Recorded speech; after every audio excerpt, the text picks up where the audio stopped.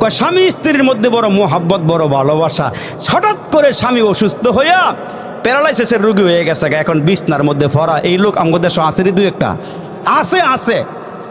এখন বিবি স্বামীরে বড় মোহাব্বত করে, আবার স্বামীও বিবিরে বড় মোহাব্বত করে। তা প্রায় সময় বিবিটা স্বামীর কাছে গিয়া কয়, আল্লাহ এই অসুখটা আমারে দিতে, আমার স্বামীর না দিলে ভালো হইতো। কথাটা ভালো না খারাপও? মোহাব্বতের কথা না, ভালোবাসার কথা। আল্লাহ এই কষ্টটা আমার স্বামীরে না দিয়া যদি আমারে দিতা, আল্লাহ আমার স্বামীর কষ্ট আমার আর সহ্য হইতেছে না। বারবার এই কথাগুলো বলে, আল্লাহর কাছে ফরিয়াদ করে, আল্লাহ এই অসুখটা যদি আমারে দিতে, আমার স্বামীরে না দিয়া। এখন বিবি ঘুমায় এক বিছানায়, স্বামী ঘুমায় আর এক বিছানার মধ্যে, আলাদা আলাদা খাট।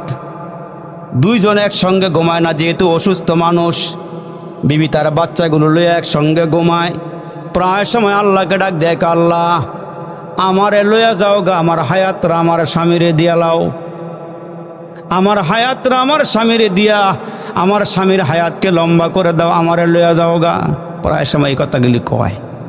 তো এই বেডি আবার একটা কাম করতো, একটা কালা ষাঁড় গরু ফালতো, একেবারে মেসা কালা। রাত্রে ছেড়ে দিলে এটা আর দেখা যায় না অন্ধকারে, এমন কালা গরু একটা বেডিয়ে ফালে। তো একদিন কি করছে, রাতের বেলা ওই যে গোয়ালঘরের মধ্যে, গোয়ালঘর করেন আপনারা, এই গোয়ালঘরের মধ্যে ষাঁড় গরুটার সামনে একটা ফাতিলের মধ্যে খৈল বসি দিয়া, ফ্যান পানি দিয়া, রাতের বেলা যেন গরুটায় আস্তে আস্তে খাইতারে দিয়া বেডে গিয়া রাতের বেলা ঘুমায় রয়েছে। তো পুরুষটা এক খাটে, আর আল্লাহর এই বান্দিটা বাচ্চা কাচ্চা নিয়ে আরেক খাটের মধ্যে শোয়া। ওই ষাঁড় গরুটা খানা খাইতে গিয়া পেটটা বেশি একটা বড় নেই, মনে হয় ক্ষুদা এখনো আছে। এদের লেইতে একেবারে নিচে সহকারে খাইতে গিয়া যখন মাথাটা চাতা দিছে, একেবারে ড্যাগের ভিতরে ঢুকে গেছে। এখন শিং সহ যখন ড্যাগের ভিতরে ঢুকছে, এখন তো ভিতরে অন্ধকার, কিছু দেখা যায় না। যখন লারা মারে, খড়র আওয়াজ হয়। শিংয়ে যখন বাড়ি খায়, দুই শিং বাড়ি খাইলে খড়র খালে আওয়াজ হয়। এখন ভিতরেও অন্ধকার, কিছু দেখে না। গরু করছে কি, মারছে এক দৌড়, একের রশি মুশে সিররা গিয়া বেডিটা যেই গড্ডার মধ্যে ঘুমায়, একেবারে দরওয়াজার সামনে গিয়ে উপরে যখন পড়ছে, দরজা গাছে খুললা বেডি ছায়া দেহে কালা মেসা। বেডি মনে করছে, মনে হয় আজরাইল আমার স্বামীরে নিতে আইছে। বেডি দরওয়াজার সামনে খাড়ায়, আজরাইল রুগী কইলাম আমি না, রুগী কইলাম হেই খাটের মধ্যে। ভাই সাহেব কি কইতাছে ও? রুগী কইলাম আমি না, রুগী কইলাম হেই খাটের মধ্যে। এতদিন দোয়া করলো কি, এতদিন কইলো কি, আল্লাহ আমার হায়াত আমার স্বামীরে দিয়া লাও, আল্লাহ আমার লইয়া যাও গা, আমার স্বামীরে বাঁচাও। আজকে বেরিয়ে কালা গরু দেখিয়া এখন সব গেছে গা বুল্লা, কয় আল্লাহ আজরাইল ফাটাইছো, ঠিক আছে। রুগী কইলাম আমি না, রুগী কইলাম হেই খাটো। তা আমরা মনে করতেছি হেই বেড়াই গেছে গা, আমার মনে হয় নিত না ভাই সাহেব, জমে ছাড়তো না, ঠিক কিনা জোরে কন। আওয়াজ দিয়ে এখন ছাড়তো না। ওই দেখা যায় কবরস্থান, ওটাই আসল বাড়ি। কষ্ট হইতেছে ও, আমি জানি আমার আর দাওয়াত দিতেন না আপনারা, না দিলে আবার আফসোস নাই। কিন্তু আজকে কিছু কথা কই এলাম, নাকি রাগ করতেছেন আপনারা? রাগ করেন না। ওই দেখা যায় কবরস্থান, ওটাই আসল বাড়ি, ওইখানেতে ফেরেশতারা থাকে সারি সারি। ও ফেরেশতা চাষ কি, যদি আমরা সবাই জিগাইলাই ফেরেশতারে, ও ফেরেশতা চাষ কি, মাঝে মাঝে ফাঁক ফোকর ফাইলে গুস টুস খাস কি? ফেরেশতারা কি কয়, গোশত আমি খাই না, গোশত আমি নেই না, টাকা পয়সা চাই না, আমল নিয়ে আয়, নইলে যে তোর থাকবে না উপায়।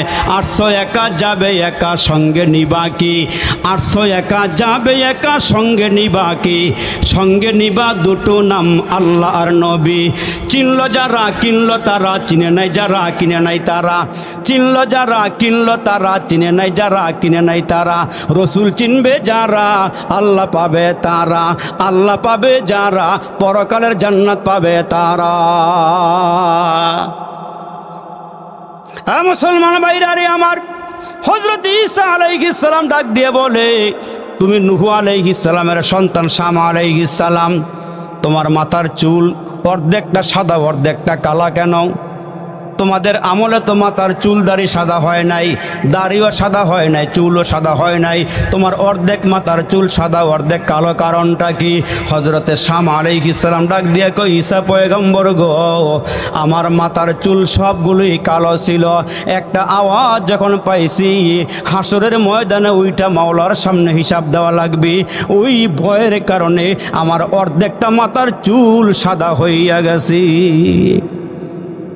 হাসরের কঠিন ময়দানে আল্লাহ বলবেন আজকে দুইটা দল হবে, ফারিকুন ফিল জান্নাতি ওয়া ফারিকুন ফিস সাঈর।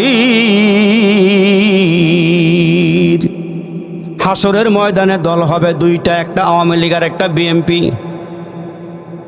রাগ করছেন মনে হয়? এই দেশে দলের অভাব নাই ভাই সাহেব, আছে কামার কুমার চামার মদারো জুয়ারো গাজারো doctor master driver helper contractor রাজরানী চাকরানি ফকির ফকরানি এতিম মিসকিন অনাথ অনাথিনী পথে বড় আদামরা কাঙ্গাল কাঙ্গালিনী হাবিলদার জমিদার রফাদার দফাদার তালুকদার মেম্বার চেয়ারম্যান এমপি মন্ত্রী জাসদ বাসদ খাসদ মাসদ আওয়ামী লীগ বিএনপি জাতীয় পার্টি তবলিগ পাবলিক চরমনাই উজানি মোসাবিয়া মাঝবান্ডারি কুতুববাগি রাজার বাগি দেওয়ান বাগি আরো কত বাগি। হ্যাঁ কথা কইতো না, ঠিক না বে ঠিক? কিন্তু হাসরের একটা ময়দান হবে ভাই সাহেব, ওই হাসরের কঠিন ময়দানে দল হবে দুইটা। আল্লাহ ডাক দিয়ে কেউ কত দাউদপুরের মুসলমানেরা ভালো করে খেয়াল করিয়া শোনো, হাসরের কঠিন ময়দানে দল হবে দুইটা, এক দল হবে জান্নাতি আর এক দল হবে জাহান্নামী। এক দলের আমলনামা আসবে ডান হাতে আর এক দলের আমলনামা আসবে বাম হাতে। এই মুসলমান যারা ডান হাতে আমলনামা পাবে এরা হবে ভালো মানুষ, এরা সুদ খায় নাই, ঘুষ খায় নাই, জিনা করে নাই, বিচার করে নাই, মানুষকে ঠগায় নাই, ক্ষেতের আইল কাটে নাই, ঘুষ খাইয়া বিচার করে নাই, ফাঁকে ফাঁকে আলেম ওলামারে গালি দেয় নাই, হক্কানি পীরের বিরুদ্ধে লাগে নাই, হুজুরেও খোঁচা মারে নাই, ইমাম সাহেবের পিছনেও লাগে নাই, ভালো ভালো কাজগুলো দুনিয়া থেকে কইরা গেছে। এই মানুষগুলো যখন হাসরের ময়দানে উঠবে ভাই সাহেব, ওই মানুষগুলো যখন আমলনামা ডান হাতে পাবে, আল্লাহ বলবেন ইকরা কিতাবাক, এ বান্দা তুই তোর কিতাবটা পড়িয়া দেখ। এইটা আপনিও হবেন আমিও হব, বান্দা পড়িয়া দেখবি, আহারে আমলনামার মধ্যে সোয়াব আর সোয়াব, ভালো কাজ আর ভালো কাজ। ওই বান্দা বলবে আল্লাহ আমি যেমন কর্ম করছিলাম তেমন ফল আমারে দিছ। আর যে লোকটা আল্লাহরে মানে নাই ভাই সাহেব, আল্লাহরে বিশ্বাস করে নাই, আসমানের দিকে চাইয়া কইছে আসমান বলে এমনি এমনি হইছে না, বানান না বলে একজন আছে, আপনারা সবাই দিয়ে কন্যা আছেন, ইনি যিনি বানাইছেন তিনি কি? আর একটু জোরে বলেন না তিনি কি? সব কিছু বানানো ওরা মালিক হলো আল্লাহ। আবার যখন বাম হাতে আমলনামা আসবে, বাম হাতে আমলনামাটা এমনি আসবে না।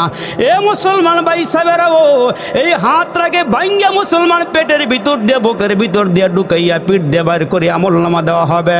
ওই বান্দা হাসরের কঠিন ময়দানে বলবে কি করলাম রে, কি করলাম রে, কি করলাম, সোনার যৌবন হেলায় খেলায় খোয়াইলাম, কি করলাম রে, কি করলাম রে, কি করলাম, সোনার যৌবন হেলায় খেলায় খোয়াইলাম, তারে না রে কইরা কইরা জীবন কাটাইলাম, আমরা সবাই জান্নাতেরই রাস্তা হারাইলাম।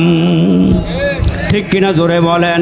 এই জন্য বাংলা কবি কত সুন্দর করে ডাক দিয়া বলেন, মাটি করো না মাটির তরে তোমার মহৎ জীবনটারে, মাটি করো না মাটির তরে তোমার মহৎ জীবনটারে, জীবন যৌবন দাতা যিনি বিলাও জীবন তাহার তরে বাইসাব।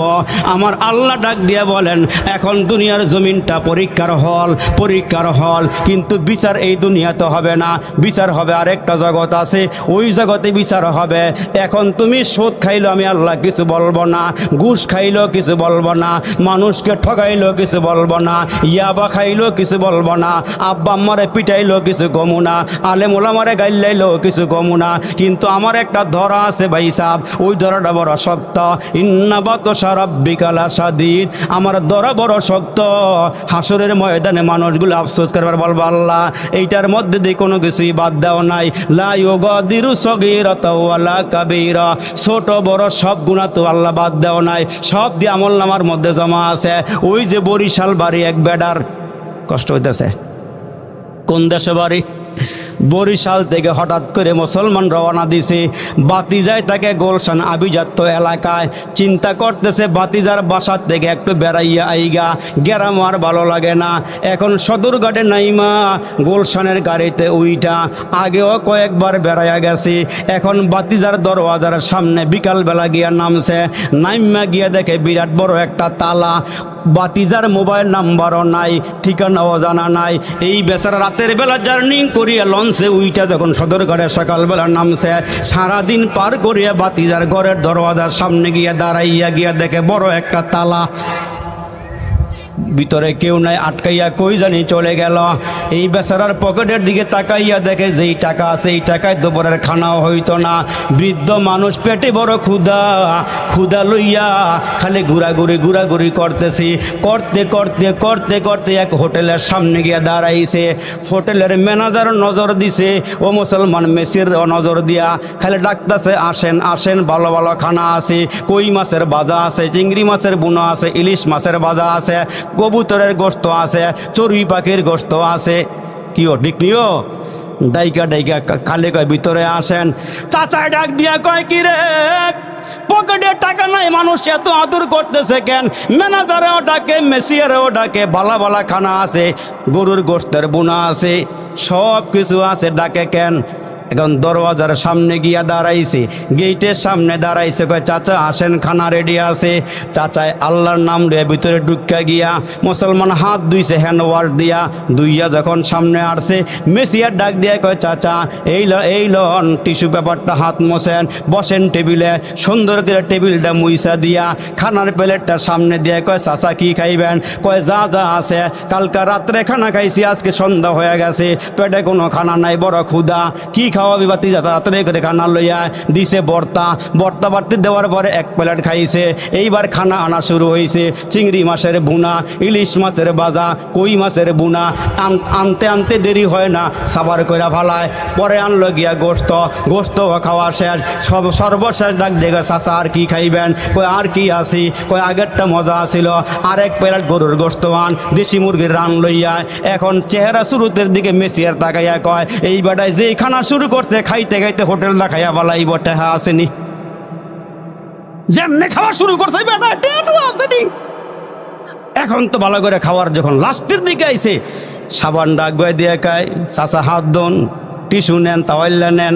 কয় আর কি আছে? কয় 7 আপ। কয় দেখাইলে কি হয়? কয় 7 আপ মানে ওপরে, 7 মানে 7, যা খাইছেন 7টা ডেকুর দিয়ে সব হজম হয়ে যাইব। কয় তাড়াতাড়ি আনবেটা। 7 আপ যখন দিছে, খাওয়া দাওয়া শেষ, ম্যানেজার ডাক দিয়ে কয়, মেসের দিকে আয়, চাচাই কি খাইছে?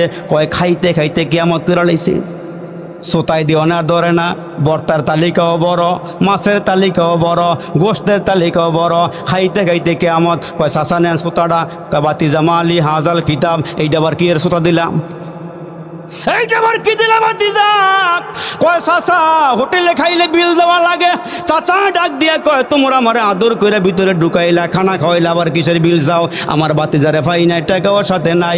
ওই মুহূর্তে ম্যানেজার ডাক দিয়া কয়, ভিতরে রুম লইয়া দেখিয়া, ভিতরে রমণিয়া বাইন্দা তো জালি বেতরা লইয়া আস্তে আস্তে সাইজ করা শুরু কর, যতক্ষণ না টেকা না আনবে সারাসারি নাই। হাসরের কঠিন ময়দানে আল্লাহ ডাক দিয়ে বলবে, এ বান্দা এত নিয়ামত খাওয়াইলাম, এত খানা দিলাম, এত সম্মান দিলাম, এত ইজ্জত দিলাম, বান্দা ওই নিয়ামত খাইয়া শুকরিয়া আদায় করলি না, হালাল হারাম বাজ বিচার করস নাই। ফেরেশতারা দর বালা করে পিটা, বাইন্দা পিটা, শীত করে কাইত করে পিটাইয়া জাহান্নামের আগুনে ফালা।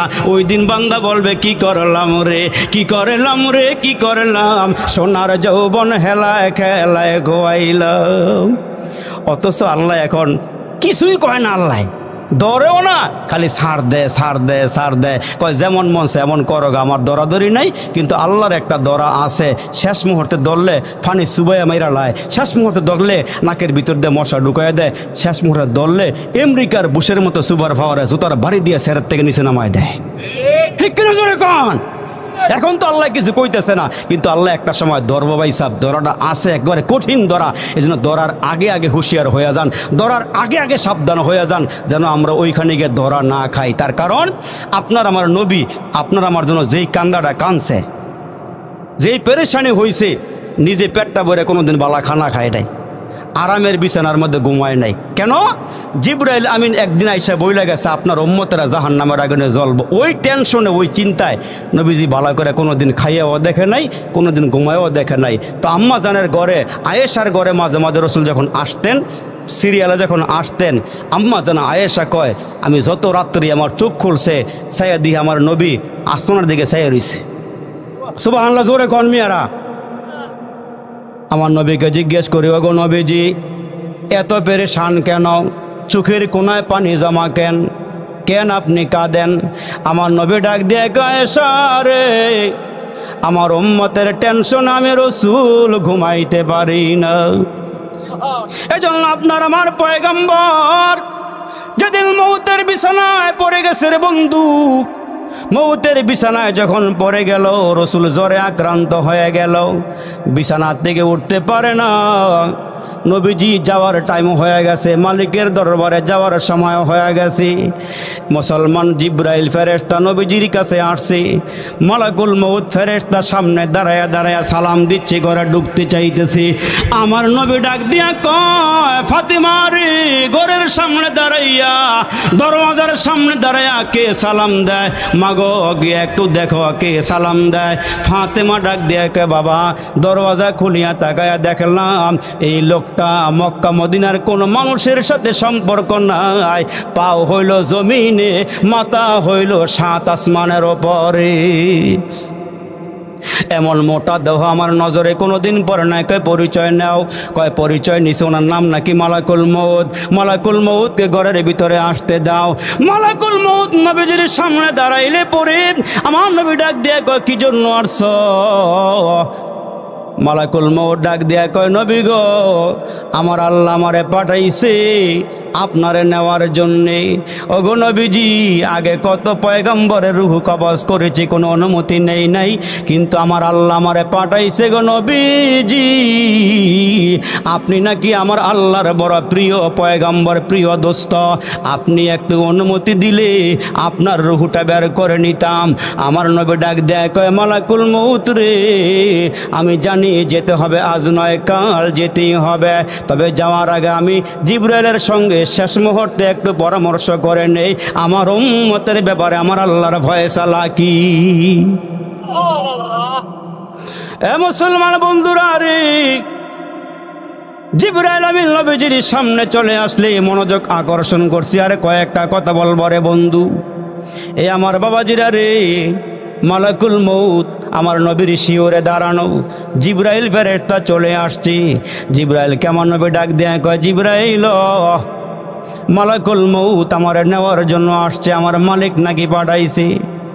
এরে জিবরাইল, আমার উম্মতের চিন্তায় আমি রাসূল দিনেও ঘুমাই নাই, রাতেও ঘুমাই নাই, কতদিন না খাইয়া কাটাইছি।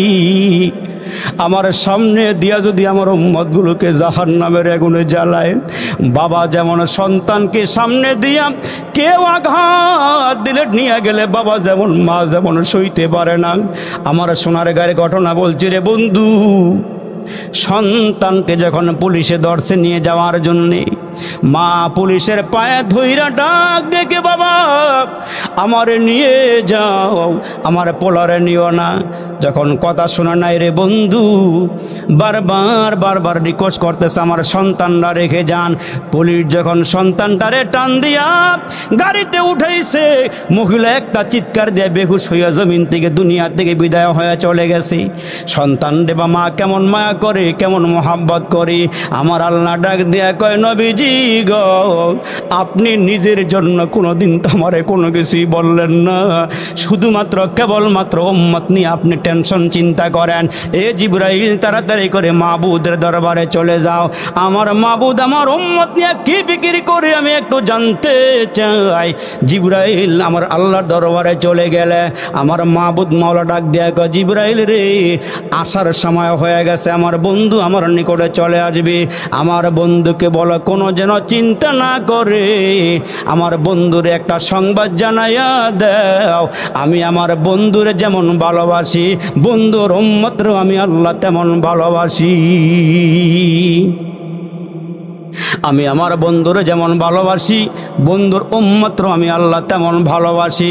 আমার বন্ধুরে বলিয়া দাও, আমার বন্ধুরে কইয়া দাও, আমার বন্ধু আমার দরবারে চলে আসবে। আমার বন্ধুর উম্মতগুলোকে আমি আল্লাহ আমার বন্ধু যেমনে দেখা রাখছে, আমি কিয়ামত পর্যন্ত আমার বন্ধুর উম্মতগুলোকে তেমনি করে দেখা রাখবো। আর আমার নবীর উম্মতের একটা সুযোগ আছে, এরা যখনই গুনাহ কইরা হাত বাড়াই আমার দরবারে কাঁদেবে, আমি আল্লাহ গুনাহ খাতাগুলো মাফ করে দিব, আমি এদেরকে মাসুম বেগুনাহ নিষ্পাপ বানায়া দিব। মুসলমান ভাইরা, এজন্য পয়গম্বর আরবি ডাক দিয়ে উম্মতের রে, মরণের আগে আগে সাফ হয়ে কবরে আইসু। যেমন আমার নবীজি অন্তিম মুহূর্তে যখন শুয়া পড়ছি, বেলালকে ডাক দিয়ে, বেলাল রে আয় আয় আমার সামনে আয়, আমার মনে হয় আমি চলে যাব রে। মদিনার গলিতে গলিতে ঘুইরা ঘুইরা আমার সবগুলো সাহাবীকে আমার সামনে নিয়ে আসু, আমি ইন্তেকালের আগে একটা নজর সবগুলো উম্মতরে দেখা যাইতে চাই। জিবরাইল আমিন মুহূর্তের মধ্যে, হযরতে বেলাল মুহূর্তের মধ্যে মদিনার গলিতে গলিতে দৌড়ায় রে বাবা। দেখো না বিশ্বনবীর মায়া মোহাব্বতে একটা ফোঁটা চোখের পানি বের হয়নি, দিলটা নরম হয়নি রে বন্ধু। তোমার এই চোখের পানি রে হাসরের কঠিন ময়দানে আমার নবীর কিনারায় তুমি উম্মতরে পৌঁছাইয়া দিবে। এরে আমার বাবাজি, নবীজির সামনে মুহূর্তে সাহাবীরা চলে আসছে।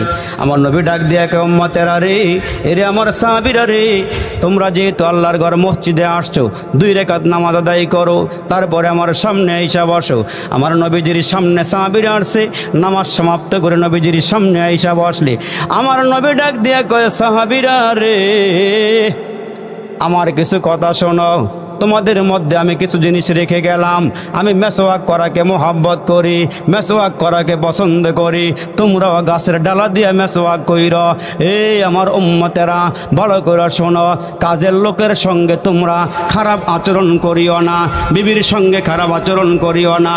আমার নবী ডাক দিয়া কয়, আমার আল্লাহ আমারে পাঠাইছি, ও ইন্নাকা আলা খুলুকিন আযীম, আমাকে আল্লাহ উত্তম চরিত্র দিয়া দুনিয়াতে পাঠাইছি। তবে শুনিয়া রাখো গো, আমার একটা কথা শুনিয়া রাখো, সেই কথাটা হইল, সবাই কানগুলো খাড়া করো, আমার দিকে তাকাও। আমার একটা কথা হইল, তোমাদের সঙ্গে মক্কায় জীবনযাপন করেছি, মদিনাতেও জীবনযাপন করেছি। আমি রসুল তোমাদের সাথে চলতে গিয়া যদি কাউকে কোনো দুঃখ দিয়া থাকে, ব্যথা দিয়ে থাকে, আল্লাহর হস্তে এই মজলিসে আমারে মাফ কইরা দিও, আমারে ক্ষমা করিয়া দিও, আমারে মাফ করিয়া দিও। আহারে কেমন নবীরে, আমরা নেতা হইলে আজকে কর্মীর কাছে মাপ চাইতে পারি না, বড় হইয়া ছোটর কাছে মাপ চাইতে পারি না। আমার আত্মগরিমা, আমার অহমিকা, আমার অহংকার। এর মুসলমান নবীর দিকে তাকায়া দেখো, নবীর থেকে বড় তো দুনিয়ার মধ্যে আর কেউ নাই, জান্নাতেও নাই, দুনিয়াতেও নাই, ওপরেও নাই, নিচেও নাই। আমার নবী হইল সর্বসেরা। জোরে কোন আল্লাহু আকবার। মুসলমান ভাইরা রে, আমার বিশ্বনবী দাঁড়ায়া গেলে, আমারে মাফ করিয়া দিও, আমারে ক্ষমা করিয়া দিও। এই ঘোষণা দিলেন 3 বার। জোরে বলেন কয়বার? ঘোষণা দেওয়ার পর একজন সাহাবী চিন্তা করে, আমি মুহাম্মাদের হাতে হাত দিয়া কালমা পরে মুসলমান হয়েছি, তবে আমার একটা জিনিস দেখার বড় শখ ছিল। বহু চেষ্টা করেছি, যুদ্ধের ময়দানেও গিয়েছি, এদিক সেদিকও গিয়েছি, দেখতে পারি নাই আমার নবীর 2 কান্দের মাঝখানে ডিমের মতো একটা খতমে নবুয়তের সিলমোহর আছে। আমার নবী শেষ নবী, আমার নবীর পরে আর কোনো নবী নাই, সিলমোহর মারা দিছে। এইটা আমার দেখার বড় শখ ছিল, আমি দেখতে পারি নাই। আজকে যেমনি হোক এই সিলমোহরটা আমি এক নজর দেখতে চাই। সাহাবী দাঁড়ায় গিয়া, ইয়া রাসূলুল্লাহ, ইয়া হাবিবাল্লাহ, ওগো আল্লাহর নবী, প্রতিশোধ নিতে বলতেছেন? কয় হ্যাঁ। কয় তাহলে আমার কিছু কথা আছে। কেউ দাঁড়ায় না নবীর সামনে। আবু বকর সিদ্দিক বসা, হযরত ওমর বসা, আবু বকর, ওমর, ওসমান আলী সবাই বসা। আমার নবীর 2 নাতিও 2 দিকে বসা, বৈশা বৈশা নবীর চেহারার দিকে তাকায়। আরে আমার আল্লাহ নবীর এমন একটা চেহারা দিছে গো, ক্ষুধার্ত মানুষ যদি আমার নবীর চেহারার দিকে তাকাইছে, ক্ষুধা নিবারণ হয়ে গেছে। পেরেশানওয়ালা মানুষ চেহারার দিকে তাকাইলে পেরেশানি দূর হয়ে গেছে। আল্লাহু আকবার, আল্লাহু আকবার। জীবনের চাইতে বেশি ভালোবাসি যারে, জীবনের চাইতে বেশি ভালোবাসি যারে, একবারও দেখি নাই তারে। গভীর রাত্রে উঠে উঠে আল্লাহকে বলবেন, জীবনের চাইতে বেশি ভালোবাসি যারে, একবারও দেখি নাই তারে। জানি নাই আমার ভালোবাসায় আছে কি ভুল, একবার হলেও দেখা দাও হে প্রিয় রাসূল। একবার হলেও দেখা দাও হে প্রিয় রাসূল। সর্বোচ্চ শিখরে যিনি নিজ মহিমায় কাটিল তিমির রাশি, যার রূপের আভায় চরিত্র মাধুরিতার অতি মনোরম। মা উলিদাত হাওয়া মিন সুলবি আদম ওয়ালা বিজিনানিল খুলদি মিসলুকা আখার। আমার নবীর মতো এত দামি মানুষ, এত দামি নবী দুনিয়াতে নাই, জান্নাতেও নাই। ওই নবী ডাক দিয়া বলেন, যদি আমি কারো নিকটে কোনো বেয়াদবি করে তাকে ভুল করে তাকে আমারে মাফ করে দিও, আমারে একেবারে নিষ্কলঙ্ক হয়ে কবরে যাওয়ার সুযোগ দিও। ওই সাহাবী ডাক দেখ, আল্লাহ একটা সুযোগ পাইছি, আজকে যেমনি হোক নবীজির ইন্তেকালের আগে আগে খতমে নবুয়তের সিলমোহরটা এই দুই নয়ন দিয়ে একবার দেখা নিব। সাহাবী দ্বারা ডাক দেখ, ইয়া রাসূলুল্লাহ, ওগো আল্লাহর নবী, আপনার সঙ্গে আমি এক জিহাদের ময়দানে যেতেছিলাম। আপনি ছিলেন একটা ওটের উপরে, আমি ছিলাম আরেকটা ওটের উপরে। দুটোটা ওট পাশাপাশি চলতেছিল গো পয়গম্বর। আপনার ওটের মাথা আর আমার ওটের মাথা বরাবর। নবীজি কাহা কি হয়েছে বলো? কয় আপনি চাবুকটা হাতে নিয়ে গো নবীজি আপনার ওটের মাথার মধ্যে আঘাত দিয়েছিলেন গো নবীজি। ভুল ক্রমে গো নবীজি ওই আঘাতটা আপনার ওটের মাথায় না লেগে গো পয়গম্বর আমার পিঠের মধ্যে লেগে গিয়েছিল। আজকে আপনার সাহাবীদের সামনে গো নবীজি ওই চাবুকটা দিয়ে আপনার পিঠে বাড়ি মাইরা প্রতিশোধ নিতে চাই। এই আওয়াজ দেওয়ার পরে মুসলমান ওই মজলিসে যত সাহাবী ছিল কান্নায় বেহুশ হয়ে পড়ে গেছে। ডাক দিয়ে কই, সাহাবী রে কি হয়েছে তোমার? আমার নবী অন্তিম মুহূর্তে, শেষ মুহূর্তে নুরানি কোরআনের চেহারাটা, নুরানি কোরআনি বদন তার মধ্যে কেমনে বাড়ি দিবা? আবু বকর দ্বারায় কামড়ে দাও, ওমর দ্বারায় কামড়ে দাও, ওসমান দ্বারায় কামড়ে দাও, আলী দ্বারায় কামড়ে দাও। আমরা থাকতে আমার নবীর পিঠে একটা আঘাত লাগতে দিব না। কিন্তু মুসলমান ওই সাহাবী দাঁড়ায় কয়, না হুজুর, আপনি যেমনি আঘাত দিয়েছেন আমি এমনি আঘাত দিয়া প্রতিশোধ নিব। ওই চাবুকটা কই আছে বলেন? আমার নবী ডাক দিয়া কয়, বেলাল রে দাঁড়াও, ওই চাবুকটা আছে ফাতেমার ঘরে, চাবুকটা নিয়ে আসো যাও। হযরতে বেলাল বারাক্রান্ত হৃদয় লইয়া, চোখের কোনায় পানি লইয়া, এশক আবেগ ভালোবাসা নিয়া, নবীর মোহাব্বত দিলের মধ্যে লইয়া হাঁটি হাঁটি পা করে ফাতেমার ঘরের দিকে আগাইতেছি। একটা কদম সামনে যায় রে বাবা, আরেকটা কদম পিছনে পালায়। যাইবার মনে চাইতেছে আমার নবীর পিঠে আঘাত লাগবে, এটা আল্লাহ সইবে না, দুনিয়ার কোনো মাকলুক সহ্য করতে পারবে না। কারণ যেই নবীর আল্লাহ না বানাইলে আসমান জমিন চন্দ্র সূর্য লৌহ কলম যা দেখি না, আমার আল্লাহ কোনো কিছুই বানাইতো না। লাউলা কালামা খলাকতুল আফলাক, আল্লাহ দুনিয়ার কোনো কিছুই বানাইতো না। বেলাল তো মুসলমান বারাক্রান্ত হৃদয় নিয়া, পাগুলো চলে না, মনে হয় যেন অচল হয়ে গেছি, পায়ের রগরাশে মনে হয় দুর্বল হয়ে গেছি। হাঁটি হাঁটি পা করে আস্তে আস্তে করে ফাতেমার ঘরের দরওয়াজার সামনে গিয়ে দাঁড়াইয়া আওয়াজ দিছে, ফাতেমা রে, তোমার ঘরের মধ্যে নাকি আমার নবীর রাখা একটা চাবুক আছে? কয় হ্যাঁ আছে। এই মুহূর্তে চাবুকের জন্য কেন আসছো? আমার নবী, আমার বাবা না অসুস্থ, বিছানার মধ্যে আমার বাবা পড়ে আছে, কি জন্য আসছো?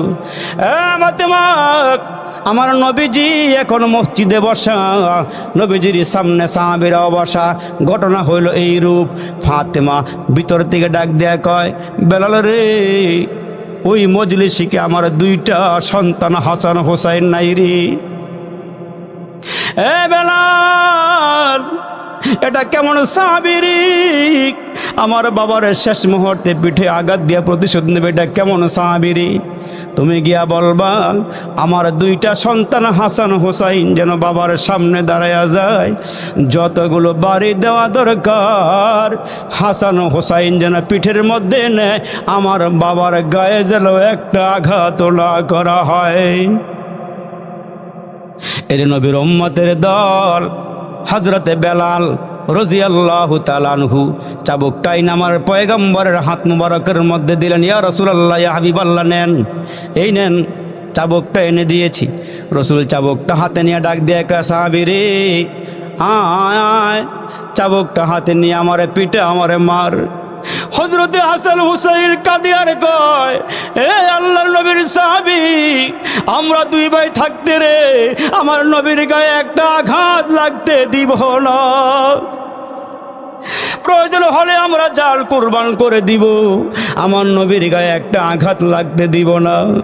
আমার নবীর সামনে দুই নাতি দাঁড়ায়া গেলে ওই সাহাবী চাবুকটা হাতের মধ্যে নিয়া আমার নবীর সামনে আইসা দাঁড়ায়া গেলে, আমার নবীর সামনে আসলে পরে চাবুকটা আমার নবী হাতের থেকে তারা হাতে দিয়া বলে, নে নে, যে কয়টা পিটান দেওয়া দরকার আমার পিঠে দে, আমার প্রতিশোধ নিয়ে আমারে মাফ করিয়া দে।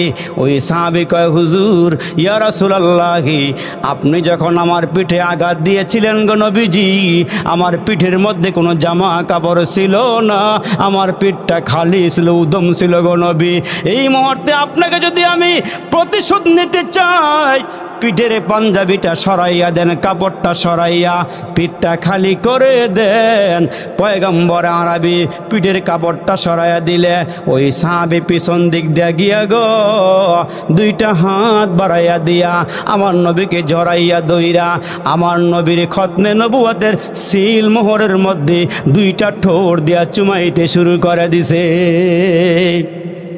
আমার নবীরে জড়াইয়া ধইরা চুমাইতে আরম্ভ করে দিল। আমার নবী কয়, কি হয়েছে তোমার? তুমি না চাবুক দিয়ে আঘাত দিবা, তুমি না প্রতিশোধ নিবা?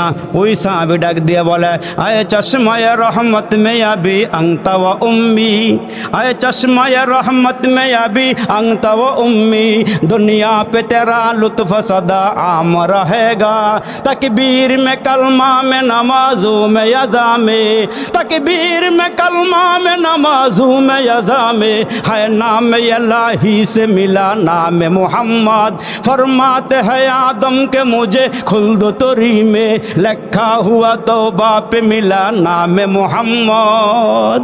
अल्लाहु अकबर, जोर आवाज दे बोलेन। ওই সাহাবী রসুলকে জড়ায়া ধরে কাঁদে আর চোখের পানিগুলো সারে, ডাক দিয়া কয়, নবীজি, আমি অন্যায় করেছি, আমারে মাফ করে দেন, আমি বেয়াদবি করেছি, আমারে ক্ষমা করে দেন। ওগো নবীজি, আপনি দুনিয়ার থেকে বিদায় হয়ে যাবেন, আমি শুনতে পাইছিলাম আপনার পিঠের মধ্যে একটা সিলমোহর আছে, আপনি শেষ নবী, আপনার পরে আর কোনো নবী নাই। ওগো নবী, আমি তাকায়া দেখলাম আপনি দুনিয়ার থেকে বিদায় হয়ে যাবেন, আমার আফসোসটা আমার মনের মধ্যেই রয়ে যাবে। এই জন্য গো নবীজি, একটু ফন্দি করিয়া, একটু নাটকের মতো করিয়া আমি আপনার সিলমোহরটা দেখলাম, আমাকে আপনি মাফ করিয়া দেন। এই দুইটা ঠোঁট লাগাইয়া চুমা দিয়েছি, আপনার ভালোবাসাটা আরো হাজার গুণ আমার মোহাব্বতের মধ্যেই বাইরে গেছে। আমার নবী দাঁড়ায়া ডাক দিয়া বলেন, এ সাহাবীরা রে, তোমরা যদি জান্নাতি মানুষ দেখতে চাও, দুনিয়ার মধ্যে যদি তোমরা জান্নাতি মানুষ দেখতে চাও, আমার এই সাহাবীর দিকে তাকাও, আমার এই সাহাবী আল্লাহর জান্নাতি। এই জন্য আমার পয়গম্বর ডাক দিয়ে বলেন, লা ইউমিনু আহাদুকুম হাত্তা আকুনা হাব্বা ইলাইহি মিন ওয়ালিদিহি ওয়া ওয়ালাদিহি ওয়ান নাসি আজমাইন। হে আমার উম্মতেরা, নিজের জানের চেয়ে আমারে বেশি মোহাব্বত করবা, সন্তানদের থেকে আমারে বেশি মোহাব্বত করবা। করবা, আব্বা আম্মার থেকে বেশি মোহাব্বত করবা, তাহলে তোমরা প্রকৃত মুমিন হইতে পারবা। আর একটা সবক দেওয়া যায় ভাই, হাসরের কঠিন ময়দানে যদি নবীজির নিকটবর্তী থাকতে চান, সারা দিন রাইতে মুসলমান যত বেশি পারবেন নবীর শানে দুরূদ শরীফ পড়বেন।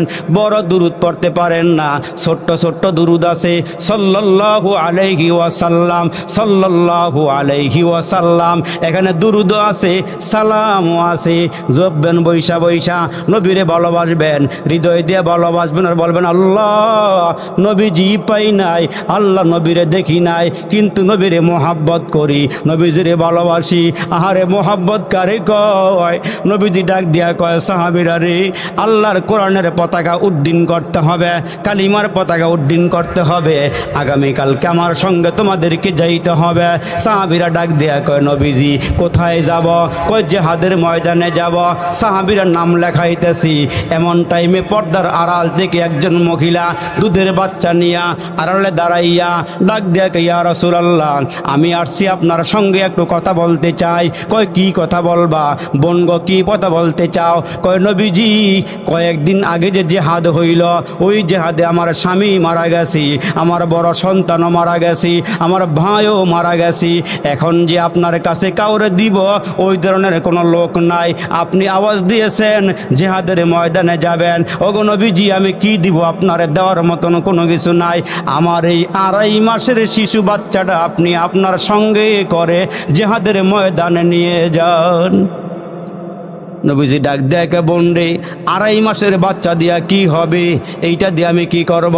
বাড়িতে নিয়ে যাও, বড় হবে, সে আবার জেহাদের ময়দানে যাবে। কিন্তু মহিলা ডাক দিয়া বলেন, ইয়া রাসূলুল্লাহ, ইয়া হাবিবাল্লাহ, আপনি আমার এই বাচ্চাটাই নিয়ে যান, কারণ আপনি যখন জেহাদের ময়দানে যাবেন এক হাতে তলোয়ার নিবেন, এক হাতে তলোয়ার নিবেন আর এক হাতে জান্ডা নিবেন। ওগো নবীজি আপনি এক হাতে তলোয়ার নিয়েন, জান্ডা হিসাবে আমার এই বাচ্চাটা নিয়ে যান। ওগো নবীজি কাফেররা যখন তীর মারবে, বল্লম মারবে, আঘাত দিবে, গো নবীজি এই আমার বাচ্চাটা তুইলা ধইরেন, এরা যখন তীর মারবে ওই তীরটা আমার সন্তানের বুক দিয়ে লাইগা পিঠ দিয়ে বের হয়ে যাবে, আমার সন্তানটা শহীদ হয়ে যাবে। হাসরের কঠিন ময়দানে আমি যেন শহীদের মা হইয়া আল্লাহর সামনে দাঁড়াইতে পারি। ওগো নবীজি আমি আমার বাচ্চার দিয়ে আপনারে বেশি ভালোবাসি। এজন্য মুসলমান ভাইরা আর বেশি লম্বা নয়, আর 2-1টা কথা বলবো রে বন্ধু। আল্লাহ পাক ডাক দিয়ে বলেন, গাড়ি পাইছো, বাড়ি পাইছো, সম্মান পাইছো, টাকা পয়সা পাইছো, এটা দুনিয়ার বাহাদুরি, দুনিয়ার সফলতা। কিন্তু শুনিয়া লও, তোমার দুনিয়ার সফলে আসল সফলতা নয়, পরকালের সফলতা হইল আসল সফলতা। উলাইকা হুমুল ফাইজুন, কামিয়াব কারা, সফল কারা? পরকালে আল্লাহর সামনে দাঁড়াইয়া হিসাব দেওয়ার পরে যারা জান্নাতি হবে এরাই হবে সফল। এর আগে সফলতা না, হাসরের দিন যদি আল্লাহর সামনে দাঁড়ায় গিয়ে বলতে পারে যে আল্লাহ কিছুই আনবার পারি নাই, আল্লাহ কি নিয়ে আসবো, কিছু নিয়ে আসতে পারি নাই, আল্লাহ যেমনে নামাজ পড়ার দরকার ছিল এমনি পড়বার পারি নাই, আল্লাহ যেমনে তোমার হুকুম পালন করার দরকার ছিল এমনি করবার পারি নাই, আল্লাহ কোনো রকম টুটাফাটা আমল লই আইছি। আল্লাহর কাছে যদি আমরা অনুনয় বিনয় করে বলতে পারি, কাগজে মিনতি করে বলতে পারি, হয়তো আল্লাহ মাফ করে দিব। কিন্তু আল্লাহ বলেন, বান্দা এই দুনিয়াটা হইল তোমার জন্য খেতি স্বরূপ, দুনিয়াটার মধ্যে ফসল লাগাও, ফসল লাগাইলে গাছ রোপণ করো, ওইখানে আইসা জান্নাতে আইসা ফল বক্ষণ করতে পারবা। এই জন্য মুসলমান সময় কিন্তু নষ্ট হয়ে যাইতেছে। আমরা মনে করতেছি জবান দিয়ে যা বাইর হইতেছে বাতাসে উড়ে যাইতেছে, আসলে উড়ে না। মা ইয়ালফিজু মিন কাউলিন ইল্লা লাদাইহি রাকিবুন আতীদ, বান্দা জবান দিয়ে যা বাইর করে ফেরেশতারা সব লিখতেছে। কিরামান কাতিবিন, ফেরেশতা দুজন, কিরামান কাতিবিন, ফেরেশতা দুজন, মানুষের সঙ্গে থাকে সদা সর্বক্ষণ, পাপপূর্ণ ভালো মন্দ যা করে বান্দায় সব কিছু লিখে রাখে আমল নামায়। যা কিছুই জবান দিয়ে বাইর হয় এগুলো বৃথা যায় না, সব কিছু আমলনামায় লেখা হইতেছে। কিরামান কাতিবিন ইয়ালামুনা মা তাফআলুন, আমরা যখন যেখানে যা করি সব কিছু ফেরেশতারা লেখা রাখতেছে। মনে করেন না ছাড় দেওয়া হবে। আল্লাহ বলেন বান্দা ছাড় দেই, কিন্তু আমি আল্লাহ ছেড়ে দেই না। আমি আল্লাহ ছাড় দেই, ছেড়ে দেই না। আমি আল্লাহ ধরব তখন যখন তুমি আমার কাছে আসবা। এই জন্য একটা জগতের নাম হলো ইহজগৎ, আরেকটা জগতের নাম হলো পরজগৎ। ইহজগতের হায়াত একেবারেই অল্প, পরজগতের হায়াত হলো অনেক লম্বা। ওই হায়াতকে বুঝাইতে গিয়ে রসুল সাহাবীদের সামনে বলেন, সাহাবীরা সাগরের মাঝখানে যদি আঙ্গুল ঢুকাইয়া দিয়ে আবার উঠানো হয়, আঙ্গুলের অগ্রভাগে আঙ্গুলের মাথায় যতটুকুন পানি লাগে এইটা হলো দুনিয়ার হায়াত, আর সাগরের ভেতরে যত পানি আছে ওইটা হলো পরকালের হায়াত। তাহলে দুনিয়ার হায়াতের শেষ আছে, সমাপ্তি আছে, পরকালের হায়াতের কোনো সমাপ্তি নাই। এইখান থেকে উইটা বাড়ির যাইবার পারম এই গ্যারান্টি আপনার আমার কাছে নাই। নবীজি দেখায় গেছেন সাহাবীদেরকে, রসুল জিহাদের ময়দান থেকে এসে সাগরের পারে তাবু গাইরা আরাম করতেছেন। কিছুক্ষণ পর রসুল বললেন, হে সাহাবী তুমি একটু পানি নিয়ে আসো, অজুর পানি নিয়ে আসো, আমি একটু টয়লেটে যাইতেছি। তো রসুল টয়লেটে গেলেন। রসুলের আরবি টয়লেট থেকে বের হইয়া সামনে মাটির টাকা পাইয়া তায়াম্মুম করলেন, পাক পবিত্র হয়ে গেলেন। একটু সামনে অগ্রসর হইয়া সাহাবীর কাছ থেকে পানি নিয়ে আবার অজু করলেন। সাহাবী চিন্তা করতেছে, রসুল কয়েকটা কদম সামনে আসলে পানির বদনা আছে, লোটা আছে, অজু করবার পারেন, কিন্তু আপনি টয়লেট থেকে বের হইয়া ওই মাটি হাতে নিয়ে তায়াম্মুম করলেন, কারণটা কি? রসুল ডাক দিয়ে বলে, সাহাবী তোমার পর্যন্ত যেতে পারবো, অজুর পানি পর্যন্ত যেতে পারবো, এই গ্যারান্টি আমার কাছে নাই, এই গ্যারান্টিটা আমার কাছে নাই। অথচ রসুল দুজাহানের বাদশা, আল্লাহর সঙ্গে যার কথোপকথন, যিনাকে আল্লাহ মেরাজে নিয়ে গেলেন, আল্লাহ পাক কাছাকাছি নিয়ে গেলেন, ওই রসুল বলেন আমার হায়াতের কোনো গ্যারান্টি নাই। আর আমরা কি বলতে পারবো আমাদের হায়াতের গ্যারান্টি আছে? স্যান্ডেল কিনলে 1 বছরের গ্যারান্টি দেয়, হ্যাঁ, একটা ফ্রিজ কিনলেও 10 বছরের গ্যারান্টি, মোবাইল কিনলেও 1 বছরের ওয়ারেন্টি গ্যারান্টি দিয়ে দেয়। অথচ আমরা দামি মানুষ, 4টা জিনিসের কসম খাই আল্লাহ বলেন, ও তিনি ও জাইতুন ও তুরি সিনিন ও হাজাল বালাদিল আমিন লাকদ খলাকনাল ইনসানা ফি আহসানি তাকওয়িম। মানুষকে আল্লাহ বড় সুন্দর করে বানাইছে, এমন সুন্দর করে আল্লাহ আর দুনিয়ার কাউকে বানায় নাই, মানুষকে যে সুন্দর করে বানাইছে। এই জন্য মানুষের কাজ হইল 24টা ঘন্টা যতক্ষণ আমি সজাগ থাকি জিক্র ফিক্রে থাকা, আল্লাহর গুণগান লইয়া জিহ্বাটারে তাজা রাখা। তার কারণ নুন খাইব যার, গুণ গাইব তার, মালিক যিনি প্রশংসা হবে তার। এই জন্য পায়ে হাত দিয়ে বলে যাই, বাবা এখনও সময় আছে, এখনও সুযোগ আছে। কবরে ঢুকার আগে আগে তওবা করেন, কবরে যাওয়ার আগে আগে আল্লাহর কাছে গুনাহ মাপ চান, তাহলে দেখবেন আপনার আমার গুনাহ মাপ হয়ে গেলে সহজ হয়ে যাবে। কিন্তু আমরা মনে করতেছি আজকা না কালকা না পরশু তওবা করুম নে। আমাদের তওবা হচ্ছে ওই সাপ আর ব্যাঙের দোস্তির মতো। সাপে আর ব্যাঙে দোস্তি, একজন উপরে আর একজন পানির মধ্যে। কিন্তু ব্যাঙ মাঝে মাঝেই সাপকে নসিহত করে, ওয়াজ করে, বয়ান করে, বলে এই সাপ তুই সোজা হয়ে চলবি, আঁকা বাঁকা হয়ে চলবি না। তো সাপ কি বলে ব্যাঙেরে, এই তোর থেকে জিগায় চলুম, কেমনে চলবো আমারটা আমি ভালো জানি, আমি সোজা হমু না বেঁকা হয়ে চলবো, আমারটা আমি ভালো জানি, তোর বলতে হবে না, তোর ওয়াজ করতে হবে না, আমার যেমনি মনে হচ্ছে এমনি চলবো। তো অনেক দিন নসিহত করার পরও সাপের নসিহত নেয় না, ওয়াজ গ্রহণ করে না।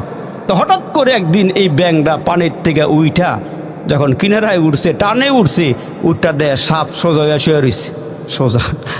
তো ব্যাঙটা সাপের কাছাকাছি এসে কয়, ভাই সোজা হয়ে শুয়ে রইল, মনে হয় আমার ওয়াজ কাম লাগছে। আসলে ব্যাঙে ওই সাপের কিনারা দিয়া লেজটার মধ্যে কামড় দিয়ে লড়া দিছে, লড়াচড়া নাই, কি নাই, লড়াচড়া নাই। তখন ব্যাঙ ডাক দিয়ে সোজা হইলে তো হইলি, মরার পরে হইলি আর কি, মরার আগে আর হইলি না। তা আমরা মনে করি পিটানি যা আছে কবরে গিয়া না, এর আগে তো আর পিটাইব না, আগের পিটাইব কাটায় আমার 10টা 9টা ভাই আছে, পিটাইব কাটায় আমার বাবা চেয়ারম্যান সাহেব আছে, মেম্বার সাহেব আছে, এলাকার প্রভাবশালী, আবার পিটাইব কাটায়, ধর্ম কাটায়, যেমনি মন চায় এমনি চলো। ভাই গো, তোমার মন চাইলে তুমি চলতে পারবা, তোমার কেউ বাধা দিবে না, কিন্তু একটা জায়গার মধ্যে বাধা আছে, ওই জায়গার নাম হলো কবর। ঠিক কিনা জোরে কখন? ওই জায়গার নাম কি? ওই জায়গাটার নাম হলো কবর। এই জন্য আমাদের প্রধান মেহমান কিন্তু আছে, আপনারা উঠা বসা করেন না, হুজুরে আসতেছে, হুজুর আসার পরে ইনশাল্লাহ আবার আপনারা ফিনিশিং বয়ান শুনবেন। এজন্য আমি যেই কথাগুলো বলতেছিলাম যে আমার জীবনকে সফল করে কবরে যাওয়া লাগবে। আমারে আল্লাহ এমনি পাঠায় নাই, গরু ছাগল যেমন চায় তাই খাইয়ে ফেলায়, কুত্তা বিড়ালে যেমন চায় তাই খাইয়ে ফেলায়, কিন্তু আমি আশরাফুল মাখলুকাত, আমার যেমনে মনে চায় আমি এমনে চলতে পারবো না।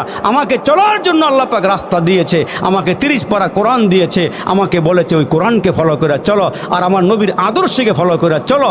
এই দুইটা রাস্তার দিকে চলো, দেখবা তোমার জিন্দেগি কামিয়াব হয়ে যাবে, তোমার পরকালের জীবনটা সফল হয়ে যাবে। আর যদি মনে যা চাই তাই করো, তাহলে এখন তোমারে কিছুই বলবো না, এখন তোমারে ধরবো না, কিন্তু একটা ধরার জায়গা আছে, ওইখানে তোমারে কেউ ছাড়বে না। এই জন্য রসুল বলেন ওই দিন আফসোস করতে করতে কানতে কানতে মানুষ চোখের পানিগুলো ছেড়ে দিবে, এক পর্যায়ে গিয়া চোখের পানি শেষ হয়ে যাবে, রক্তগুলো বের হবে, রক্ত বের হওয়ার পরও রক্ত শেষ হয়ে যাবে, কান্না শেষ হবে না, কিন্তু ওই দিন আল্লাহ আপনারা আমার দিকে তাকাইও চাইবে না। আচ্ছা ভালো করে বলেন তো, হুজুরে আসার আগে দুই একটা কথা বলি। যখন দেখবেন আপনার আমার বিবি, আপনার আমার মা যখন কোনো কাজ করতে যায় ঘরের মধ্যে, মনে করেন চাউলের বস্তা ঘরে একটা আনছেন, আইনা বলছেন বিবি এগুলো ঢাইলা কুলা দিয়া ঝাইরা ড্রামের ভিতরে ঢুকাও। তা ড্রামের ভিতরে ঢুকাইতে গেলে দেখবেন ছোটো ছোটো বাচ্চারা মার কাজে খুব ডিস্টার্ব করেনি, চাউল লয়ে খাবলা দিয়ে একটা বাইরে ফেলায়, কিছু ঘরের ভিতরে ফেলায়, তখন মা মাঝে মাঝে ধমক দেয়, খালি কাজে ডিস্টার্ব করস। তো একবার দুইবার ধমক দেওয়ার পরও যখন বাচ্চায় শোনে না, তখন মা রাগ কইরা থাপড় একটা লাগাই দিছে, থাপড় একটা দিন যখন দিছে ওই কোনায় বইয়া বইয়া এই যে কাঁদতেছে, 1 ঘন্টা হয়ে গেছে, মা ওর দিকে তাকাই দেখে না, মাকে ভালো করে কাইন্দালো, আমি কাজ শেষ করে লই, আমি কাজটা শেষ করে লই। এই কি করছে এবার বুদ্ধিমান, 1 ঘন্টা কাইন্দা যখন দেখছে মা এর দিকে তাকাই না, তখন সোড্ডা পাল্টাই দিয়ে কয়, আম্মা গো আম্মা তোমার ছাড়া আমার কেউ নাই, আম্মা তুমি আমারে কোলে নেও, সুমা দেও, মা খাওয়ন দেও। যখন এগুলোকে ডাক দিছে, মার কলিজে গেছে গা ঠান্ডা হইয়া, মায়ের সব কাজ কাম ফালাইয়া দিয়া হ্যাঁ টান দেয় না, কোলো লইছে, গালা সুমা দিয়া কয় আর একাম করবি, আর করবি নি কয় না আম্মার করতাম না। মার মন গলে গেছে গা, কিন্তু একটা সময় আইব আমরা বাইসাব যারা আমরা এনো আসি, গুণা লইয়া কবরে গেলে, তওবাবিহীন গেলে, গুণা মাফ না হইলে এই আল্লাহবাক বলবে এবার তার হ্যাঁ ধর ধর, দুইরা যখন জাহান্নামা ফালাইব, হ্যাঁ যে কত হাজার বছর এখানে কানব, আল্লাহর দিকে চাইতই না। সর্বশেষ যখন আগুনে জ্বললে পুরে সারকার হইয়া গুণা শেষ হইব, তখন হ্যাঁ ওই আগুন থেকে উতলে উপরের দিকে উঠটা মুখটা বাড়াই দিয়ে কইব ইয়া হান্নান ইয়া মান্নান। 2টা নাম আল্লাহর, এটা কাবাগরের গিলাফর লেখা আছে, সুবহানাল্লাহ জোরে কর, ইয়া হান্নান ইয়া মান্নান। আল্লাহ কইব কি রে জিব্রাইল হেরা ডাহা কেলে গা জিগা তো গিয়া, জিব্রাইলকে কইবে এই নাগজ কেলে গা, কয় জাহান্নামের আগুনার সহ্য হইতেছে না, এই জন্য আমরা আল্লাহরে ডাকি। কয় কি চাস, কয় উঠবার চাই, আর আগুনে পড়তে চাই না। আল্লাহ কয় রমজান মাসে দিনের বেলা ডালের বড়া খাবেনি, আঞ্জা দিয়া গাঞ্জা খাবেনি, ফাঁকে ফাঁকে ইয়াব্বা খাবেনি। আল্লাহ আর খাইতাম না, আল্লাহকে খাওয়ার টাইম নাই। যাবি কেমনে, যাওয়ার তো সুযোগ নাই, গেলে না খাবি।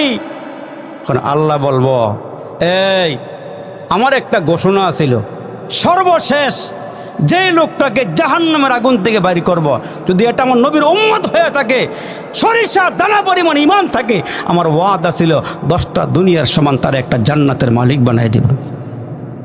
আর একটু জোরে কর।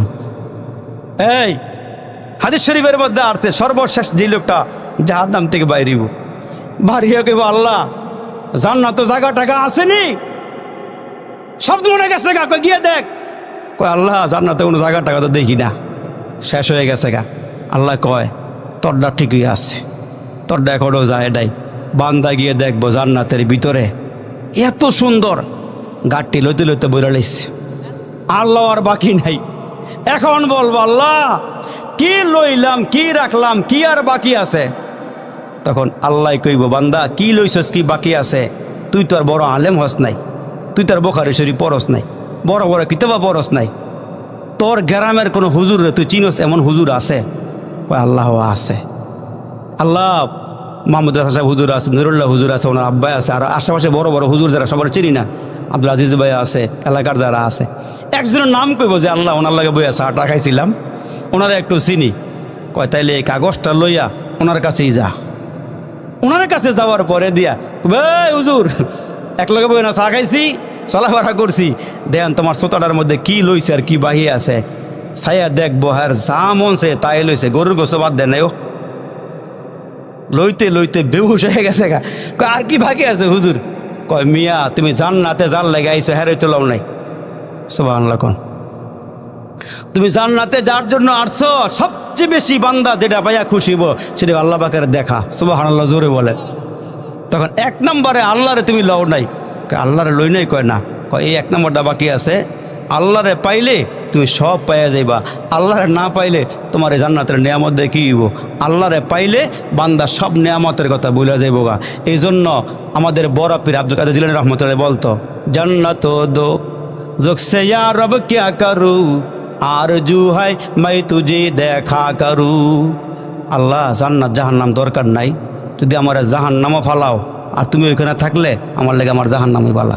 সুবহানাল্লাহ জোরে বলে। তুমি যেখানে আসো আমার এনেই রাখো, তুমি যেখানে আসো আমার এনেই রাখো। আল্লাহ তুমি তোমার কাছে আমার রাখো। এই জন্য তো এই যে আসিয়া দোয়া করছে আল্লাহর কাছে, আল্লাহ স্বামী হারাইছি, সম্মান হারাইছি, টাকা পয়সা হারাইছি, ঘর বাড়ি হারাইছি, জামা কাপড় লয়ে গেছে গা, আল্লাহ রাজমহলটা লয়ে গেছে গা, তোমার কাছে কিচ্ছু চাই না আল্লাহ, জান্নাতে তোমার কাছে আমি একটা ঘর চাই আল্লাহ। এই জন্য বলছে যারা মোমেন, যারা নেককা, যারা আল্লাহরে খুশি করছে, যখন মরার টাইম হইব, এটা আমনের বেলা আমার বেলা সবার বেলা হইব, যখন টাইম হইব তখন ফেরেশতারা দূরের থেকে যখন এক ঝলক এক ঝাঁক ফেরেশতা আসবো, তখন বান্দা তাকায় দেখবে একটা নূর, বড় মধুময়, বড় মহব্বতের নূর আসতেছে। যত কাছে আসে ততই ভালো লাগে। তখন ফেরেশতারা এ বলবো, এই বের হয়ে আসো, ও খরুজি বের হয়ে আসো। 60 বছর 70 বছর হায়াতের জীবনে এই রুহুর লগে বডির লগে একটা সম্পর্ক হয়ে গেছে গা, রুহু বার হইতে চায় না, বার হইতে চাইব না। তখন এই ফেরেশতা আল্লাহ পাকের কাছে গিয়ে বলবো, আল্লাহ রুহু তো বাইর হয় না, বহু চেষ্টা করছি, আল্লাহকে হেরা যেটা দিমু এটা সামনে না তুলে দর। আল্লাহ কি দিবা? কয় জান্নাত দিমু। জোরে কন ও আবশিরু বিল জান্নাহ। এই জান্নাত যখন বান্দার সামনে তুলিয়া ধরার পরে ভাই সাহেব সব ভুলে দেবো গা। তখন আস্তে কইরা আল্লাহ বলবেন, এই নফসে মুতমাইন্না, সফল নফস, সুন্দর নফস, মুতমাইন্না